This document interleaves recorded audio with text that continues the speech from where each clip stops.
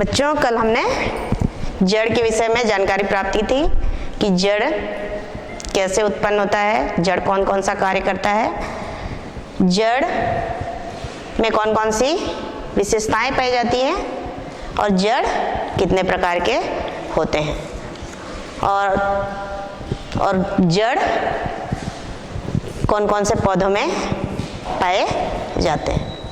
अब हम आगे अध्ययन करेंगे जड़ों में पाए जाने वाले रूपांतरणों के विषय में। पौधे का कुछ भाग अपने सामान्य कार्य से हटकर कुछ विशिष्ट कार्यों को करने के लिए अपने रंग, रूप, आकार में परिवर्तन कर लेता है, जिसके फलस्वरूप उसकी संरचना उसके सामान्य स्वरूप से अलग दिखाई देती है। इसे रूपांतरण कहा जाता है। अर्थात जड़ जो है अपने स्वरूप को परिवर्तित कर लेता है, परिवर्तन करने के पश्चात विशेष कार्यों को संपन्न करता है। इसे कहते हैं रूपांतरण। और रूपांतरण जो है क्योंकि जड़ में हो रहा है, इसलिए इसको जड़ में होने वाला रूपांतरण कहते हैं।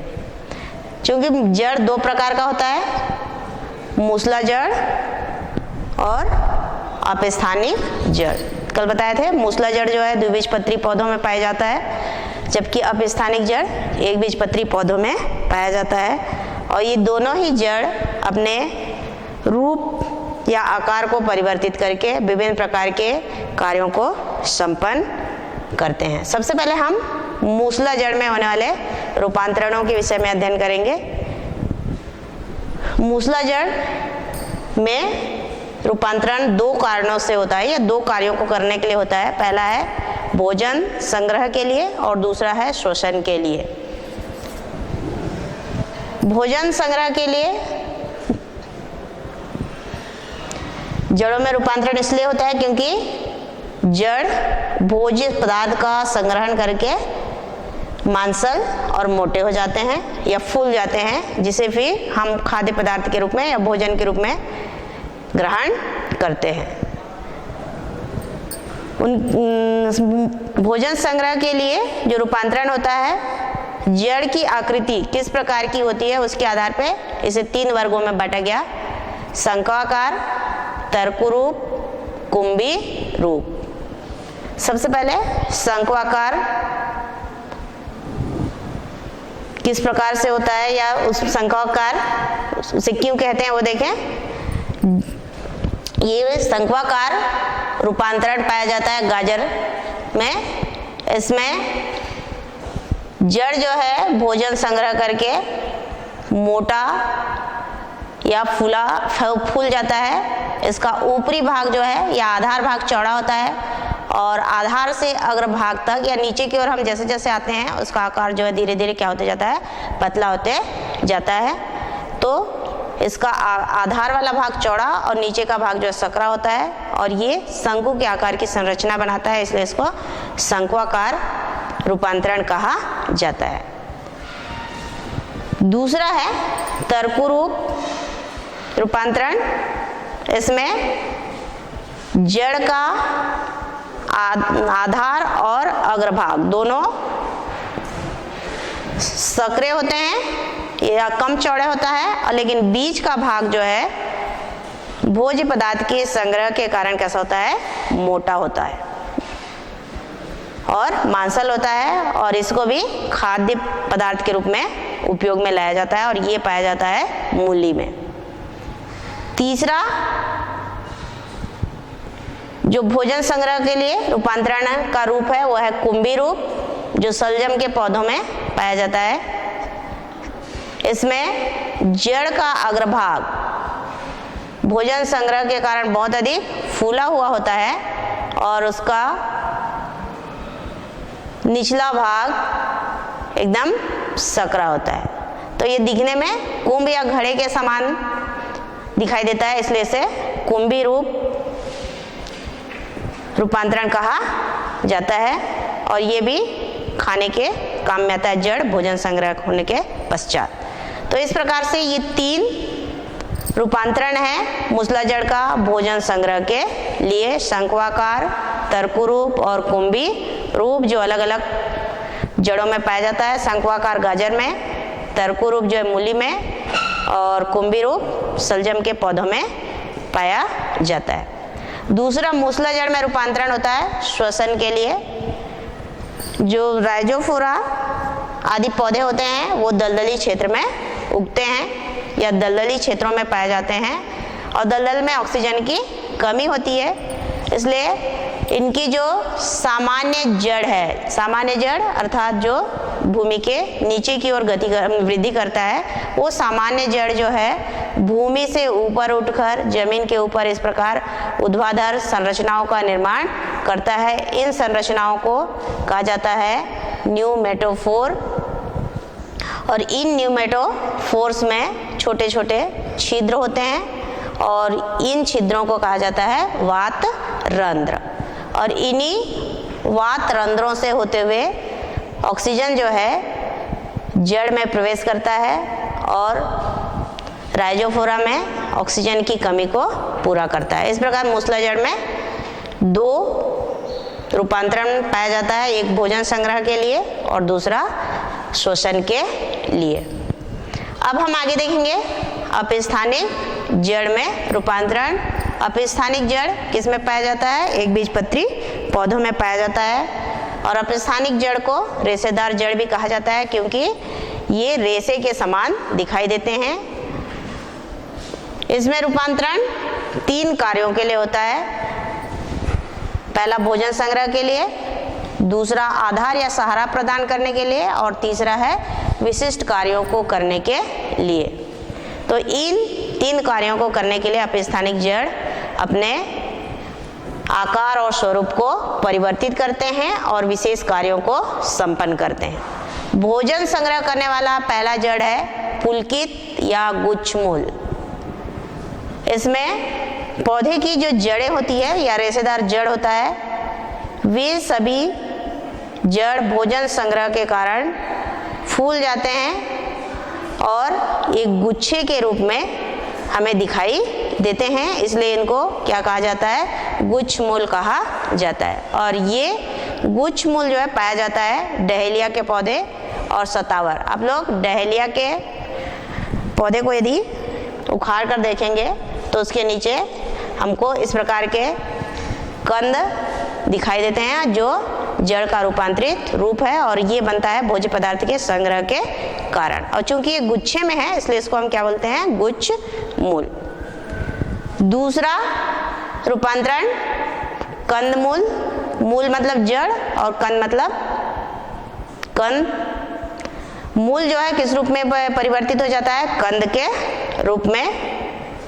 ये पाया जाता है शकरकंद में। इसमें तना के निचले हिस्से पे जहाँ की पर्व संधि होती है वहाँ से अपस्थानिक जड़ उत्पन्न होती है और अपस्थानिक जड़ जो है भोजन संग्रहित करने के पश्चात फूल जाता है और मोटा और मांसल हो जाता है और ये जड़ जो है कंद में परिवर्तित होता है। चूंकि जड़ या मूल कंद में परिवर्तित हो रहा है इसलिए इसको क्या कहा जाता है? कंद मूल। और ये किस में पाया जाता है? शकरकंद के पौधों में पाया जाता है। तीसरा जो भोजन संग्रह के लिए होने वाला रूपांतरण है वो है ग्रंथिल मूल। और ये ग्रंथिल मूल आमा हल्दी में पाया जाता है। इसमें तना के निचले हिस्से से रेशेदार जड़ उत्पन्न होते हैं और रेशेदार जड़ वृद्धि करने के पश्चात इनका जो अंतिम भाग होता है जड़ का वो भोजन संग्रहण के कारण क्या हो जाते हैं? फूल जाते हैं या मोटे हो जाते हैं। इसे क्या कहा जाता है? ग्रंथिल मूल कहा जाता है। तो ये ग्रंथिल मूल भी भोजन संग्रह के कारण ही जड़ फूलकर मोटा और मांसल हो जाता है। चौथा भोजन संग्रह के लिए रूपांतरण है मणिकामय मूल। जड़ जो है किसके जैसा होगा, मोतियों के माला के समान दिखाई देता है, इसलिए उसको मणिकामय मूल कहा जाता है। और ये अंगूर के पौधों में पाया जाता है।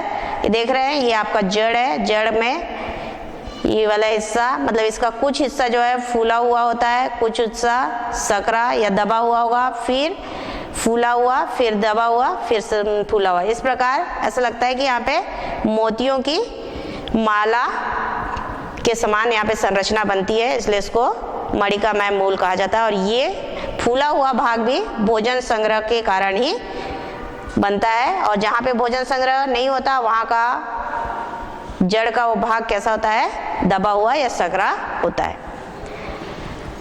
पांचवा रूपांतरण वो है वलित मूल। इसमें वलित मूल जो कि ईपी काक में पाया जाता है, और इसमें जड़ जो है वलय के रूप में पाया जाता है। ये देख रहे हैं आप लोग, ये वलय बना हुआ है। तो ये जड़ रिंग या छल्ले के समान संरचना में परिवर्तित होती है, और इनमें भोज्य पदार्थ संग्रहित रहता है, और ये पाया जाता है ईपी कॉक। तो ये अपस्थानिक जड़ में पाए जाने वाले रूपांतरण है जो कि भोजन संग्रह के कारण होता है। दूसरा रूपांतरण किसके लिए होता है, आधार प्रदान करने के लिए या सहारा प्रदान करने के लिए। कुछ पौधे कमजोर होते हैं और कुछ पौधे क्या होते हैं, बड़े बड़े भी होते हैं, और वो अपने सामान्य भार को वहन नहीं कर सकते, इसलिए अपस्थानिक जड़ों की आवश्यकता होती है। और वे अपस्थानिक जड़ जो है पौधे को सहारा प्रदान करते हैं, जिससे पौधा जमीन में या भूमि में स्थिर खड़ा रहता है। इसमें पहला जो मूल है आधार प्रदान करने के लिए रूपांतरित रूप है जड़ का, वो है स्तंभ मूल या प्रॉप रूट, जो बरगद के पौधे में पाया जाता है। बरगद का पेड़ आप लोग देखे होंगे, काफी बड़ा होता है और उसमें बहुत मोटे मोटे 36 शाखाएं निकलती हैं। इन 36 शाखाओं से वायवीय जड़ें उत्पन्न होती है, और वो वायवीय जड़ें जो है भूमि में प्रवेश करती हैं, और भूमि में प्रवेश करने के पश्चात वो उस पेड़ को सहारा प्रदान करता है, जिससे वो बिना किसी नुकसान के कहाँ पे खड़ा रहता है, जमीन में या भूमि में खड़ा रहता है। बरगद के पेड़ में बरगद के पेड़ के वायवीय तनों से निकलने वाले जड़ को स्तंभ मूल बोलते हैं, क्योंकि ये तना जब भूमि में ये जड़ जो है भूमि में प्रवेश करता है तो तना के समान या स्तंभ के समान दिखाई देता है, इसलिए इसको स्तंभ मूल कहा जाता है। दूसरा है आपका अवस्तंभ मूल। ये एक बीजपत्री पौधे होते हैं। पौधे बड़े आकार के होते हैं, लेकिन वो जो है अपने भार को स्वयं संभाल नहीं सकते, इसलिए इन तना के जो तना है उसके प्रथम या द्वितीय नोड से जड़ें उत्पन्न होती हैं, और ये जड़ जमीन में जाके इस पौधे को क्या करता है, सहारा प्रदान करता है, ताकि ये पौधा भूमि में खड़ा रह सके। और ये जो अवस्तंभ मूल है वो गन्ना और मक्का के पौधों में पाया जाता है। तो गन्ना और मक्का का पौधा घास फूस या धान के पौधे से बड़े होते हैं, आप लोग जानते हैं। तो जो रेशेदार जड़ होते हैं, इस प्रकार का जो रेशेदार जड़ होता है वो गन्ना के पौधे या मक्का के पौधे के भार को वहन नहीं कर सकता, इसलिए जहाँ पे प्रथम या द्वितीय नोड होता है, इन नोडों से अपस्थानिक जड़ें निकलती हैं और कहाँ पे प्रवेश करती हैं, भूमि में, और पौधे को सहारा प्रदान करती हैं, जिससे पौधा जो है स्थिर खड़ा रहता है। तो इस प्रकार की जड़ कहलाती है अवस्तंभ जड़। तीसरा रूपांतरण पुष्पमूल। इसमें कुछ बड़े वृक्ष जैसे कि सेमल का पेड़ देखे होंगे, वो काफी बड़ा होता है, बड़े वाले पेड़ में, छोटे वाले में नहीं। उसमें पटिये के समान संरचना, मतलब जमीन के ऊपर या जहाँ पे सेमल का पौधा पेड़ होता है वहाँ पे उस जमीन में हमको इस प्रकार लकड़ी के बने हुए पट्टी या पटिये के समान संरचना जो है दिखाई देती है। और ये संरचना बनता है जड़ और तना से। जड़ और तना से बनता है। इस प्रकार बने हुए जड़ को पुष्टमूल कहा जाता है और ये पुष्टमूल भी पौधे को सीधे स्थिर रखने के लिए या भूमि में स्थिर रखने के लिए मदद करता है।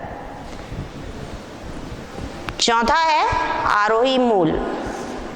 कुछ पौधे ऐसे होते हैं कमजोर, मतलब कुछ कमजोर पौधे जिनको आरोहण के लिए, जो स्वयं स्थिर नहीं रह सकते जमीन में, उनमें आरोहण के लिए किसी सहारे की आवश्यकता होती है। तो ये यहाँ पे कोई पौधा है या लकड़ी का कोई खंभा है, उसमें ये एक पेड़ जो है यहाँ पे ऊपर की ओर चढ़ रहा है।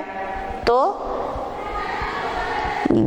इस प्रकार के पौधे जैसे कि पान और मनी प्लांट, इस प्रकार के दुर्बल तने वाले पौधे होते हैं, इनको आरोहण करने के लिए किसी सहारे की आवश्यकता होती है। तो जहाँ पे नोड होता है तना में, वहाँ से जड़ें निकलती हैं और वो जड़ें या तो तना या कोई भी दीवार आदि से चिपक जाता है, जिससे पौधा जो है आसानी से ऊपर की ओर बढ़ता है व चढ़ता है। चूंकि ये पौधे के आरोहण में मदद कर रहा है, इसलिए इसको क्या कहा जाता है? आरोही मूल कहा जाता है। पांचवा है चिपकने वाली जड़ें। ये पाया जाता है आर्किड में। आर्किड को अधिपादप भी कहा जाता है क्योंकि ये दूसरे पौधों के ऊपर उत्पन्न होता है या दूसरे पौधों के ऊपर जो है पाया जाता है, इसलिए उसको क्या कहते हैं? अधिपादप। तो अधिपादप के पौधों में सामान्य जड़ के अलावा कुछ जड़ें ऐसे होती हैं जो पौधे को दूसरे पौधे के ऊपर चिपकाने में मदद करती हैं। तो चूंकि जड़ इस पौधे को यहाँ पे चिपका के रखने में या स्थिर रखने में मदद कर रहा है, इसलिए उसको क्या बोलते हैं? चिपकने वाली जड़। इन चिपकने वाली जड़ों में विशेष प्रकार का पदार्थ जिसको कि विलामेन कहते हैं वो भी पाया जाता है। और विलामेन जो है वायुमंडल में उपस्थित आर्द्रता को ग्रहण करता है। तो ये आधार प्रदान करने वाले अपस्थानिक जड़ें हैं जो अलग अलग पौधों में अलग अलग प्रकार से पाए जाते हैं। अब अगला जो रूपांतरण है वो है विशिष्ट कार्यों को करने के लिए। मतलब अपस्थानिक जड़ जो है कुछ विशेष कार्यों को संपन्न कराते हैं, इसलिए उनको विशिष्ट कार्य करने वाले अपस्थानिक जड़ कहते हैं। उनमें सबसे पहला जो रूपांतरण है वो है प्रचूसी मूल। ये पाया जाता है आर्किड में, जैसे कि यहाँ बता रहे थे। इसमें प्रचूसी मूल क्यों बोल रहे हैं? क्योंकि ये वायुमंडल से नमी को अवशोषित करता है और साथ ही साथ भोजन को भी नहीं, भोजन को अवशोषित नहीं करता, नमी को ही अवशोषित करता है। वायुमंडल में जो ऑक्सीजन और नमी पाई जाती है उसको अवशोषित करता है, इसलिए इसको क्या कहा जाता है? प्रचूसी मूल। और ये प्रचूसी मूल किसमें? आर्किड में पाए जाने वाले जड़ जिसमें कि विलामेन पाया जाता है, इसकी मदद से पौधे जो है वायुमंडल में होने वाले नमी को ग्रहण करते हैं, इसलिए इसे प्रचूसी मूल कहा जाता है। दूसरा जो विशिष्ट कार्य करने वाला जड़ है वो है परिपाची मूल। ये पाया जाता है सिंघाड़ा, बिग्नोनिया आदि में। इसमें जड़ जैसे कल बताई थी, जड़ किस रंग का होता है? मटमैला रंग का होता है। लेकिन कुछ पौधे ऐसे होते हैं जिनकी जड़ें जो है वो हरे रंग की होती है, अर्थात उनमें क्या पाया जाता है? क्लोरोफिल पाया जाता है। और क्लोरोफिल के पाए जाने के कारण ये प्रकाश संश्लेषण की क्रिया के द्वारा अपने लिए भोजन तैयार करते हैं, इसलिए इनको क्या कहा जाता है, परिपाची मूल कहा जाता है। तो ये सिंघाड़े में पाया जाता है। सिंघाड़े में जो जड़ पाई जाती है वो प्रकाश संश्लेषण की क्रिया के द्वारा अपने लिए भोजन बनाता है। इसकी पत्तियां तो बनाती ही है, लेकिन एक्स्ट्रा कौन बनाता है, जड़ भी क्लोरोफिल की उपस्थिति के कारण भोज्य पदार्थ का संग्रह करता है। संग्रह नहीं करता, भोज्य पदार्थ का निर्माण करता है। जनन मूल, कुछ जड़ ऐसे होते हैं जो वर्धी प्रजनन में मदद करते हैं, अर्थात जड़ के द्वारा ही हम नए पौधे तैयार करते हैं, इसलिए इन्हें जनन मूल कहा जाता है। और ये जनन मूल जो है, जनन मूल पाया जाता है ब्रायोफिलम और शकरकंद में।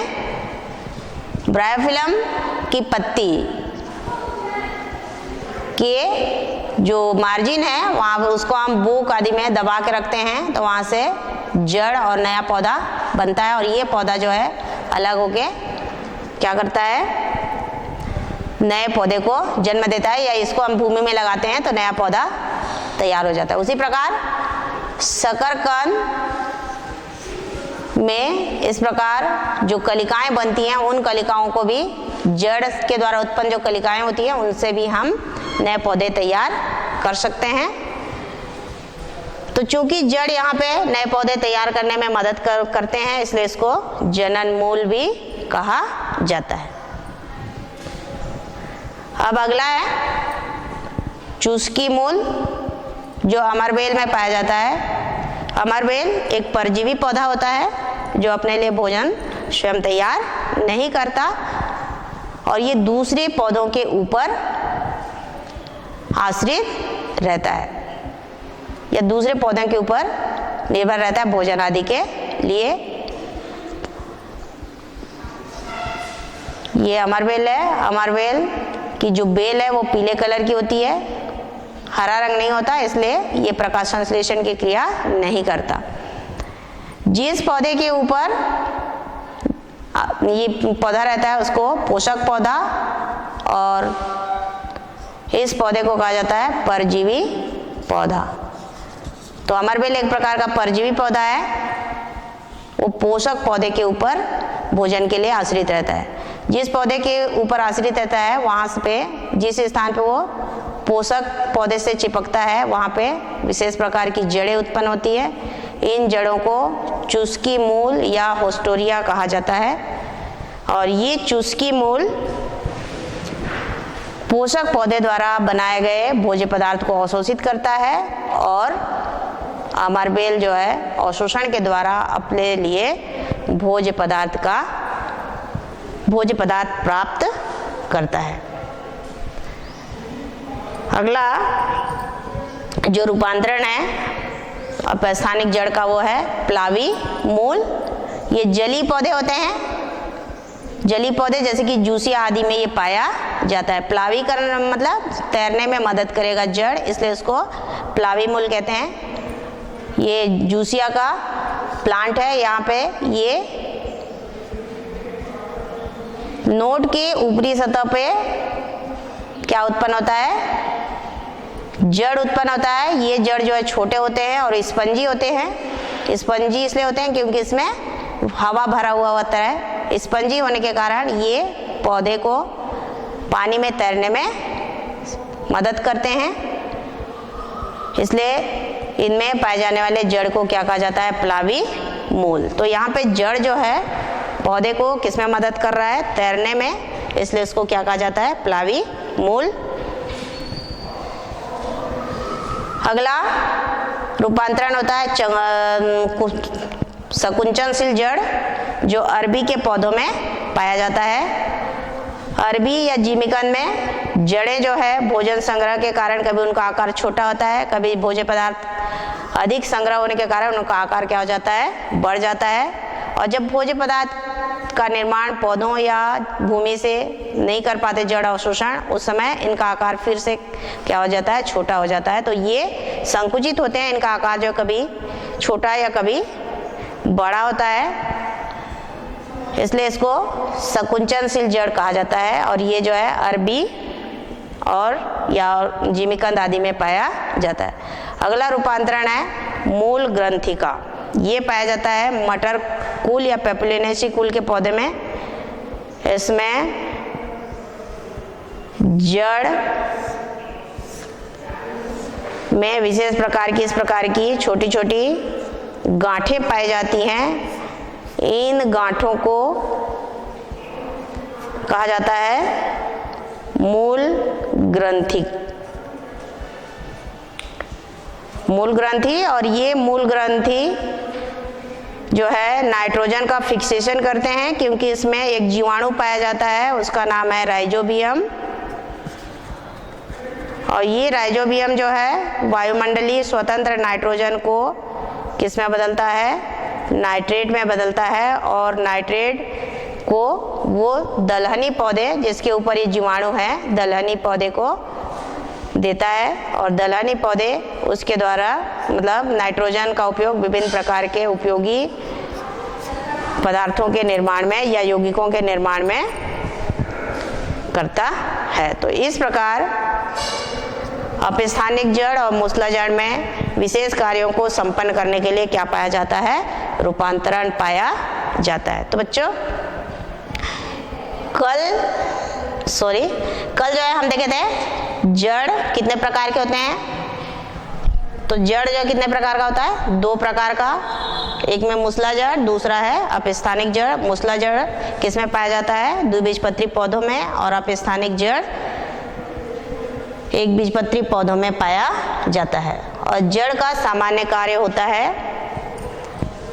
अवशोषण करने का, भूमि से वो पानी और खनिज लवण का अवशोषण करता है, साथ ही साथ भूमि में पौधे को स्थिर रखता है और अवशोषित पदार्थ को पौधे के ऊपरी भागों तक पहुंचाने का कार्य भी जड़ का ही होता है। तो बच्चों जड़ के विषय में जानकारी यहीं तक। धन्यवाद।